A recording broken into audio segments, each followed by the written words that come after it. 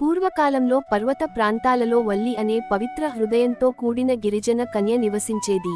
ఆమె కురవ వంశానికి చెందినది. చిన్నప్పటి నుండే మురుగన్, కార్తికేయ స్వామి మీద అపారమైన భక్తి కలిగినది. వల్లి ప్రతిరోజూ అడవిలోని తోటలను కాపాడుతూ మనసులో మాత్రం కార్తికేయ స్వామినే ధ్యానిస్తూ ఉండేది. వల్లి యొక్క స్వచ్ఛమైన భక్తి, నిష్కల్మషమైన ప్రేమ కార్తికేయ స్వామి హృదయాన్ని తాకింది.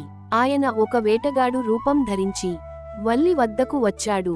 మొదట వల్లి ఆ వేటగాడిని చూసి భయపడింది. కాని అతని మాటల్లోని సౌమ్యత, కళ్లలోని కరుణ వల్లి హృదయాన్ని కదిలించింది. గజముఖం మాయ. వల్లి తన ప్రేమను ఒప్పుకోకపోవడంతో కార్తికేయ స్వామి ఒక భయంకరమైన ఏనుగు రూపం సృష్టించాడు. భయంతో వల్లి పరుగెత్తుతూ ఆ వేటగాడినే ఆశ్రయించింది.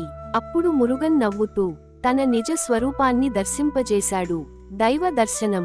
వల్లి ఆశ్చర్యంతో భక్తితో నమస్కరించింది.